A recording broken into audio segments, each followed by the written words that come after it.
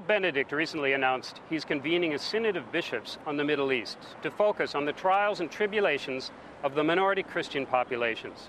Today we'll look at the reasons behind the Pope's decision on the Vatican report. I'm John Thavis, Catholic News Service Rome Bureau Chief. And I'm Carol Glatz, Catholic News Service Rome Correspondent. The Mideast Synod will be in October of next year, and already Pope Benedict has started to meet with archbishops and patriarchs in an early planning session. Now, top on the issues will be the situation in Iraq.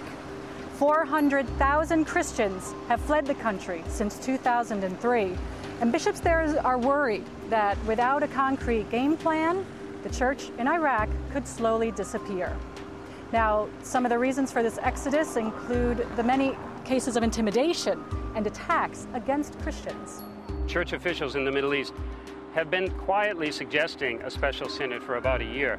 And insiders here at the Vatican say the Pope reached his decision during his pilgrimage last spring to the Holy Land, where he was able to see firsthand some of the problems faced by Catholic minorities. And one of the biggest problems is emigration. Over the last 40 years, the number of Christians in the Holy Land has gone from 20% of the population to about 2%. And in Lebanon, the one country in the region where Christians were once a majority, experts now say the Christian population is under 40%.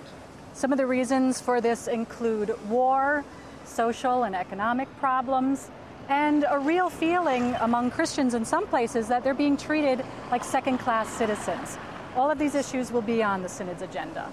Now, Vatican sources say that the Synod will be hearing from Jewish and Muslim representatives, so I think that's going to be a very interesting mix of ideas there. Right, and of course, if you ask here at the Vatican, what's the key to the Church's future in the Middle East?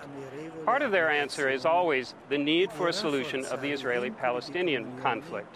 So that is going to be discussed, but I think it's also important to underline that this Synod is not only going to be about the politics of the Middle East. It's primarily about the Church's own vitality, its missionary energy, and its internal harmony, which are all very important to Pope Benedict. That's why for the planning session, the Pope invited leaders of the 7 Eastern rites that coexist in the region.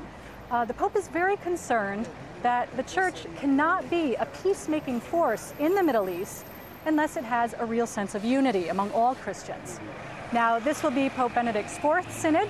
We've had a Synod on the Eucharist. The Synod on the Bible was last year. And in just a few days' time, the Synod on Africa is going to open here in Rome.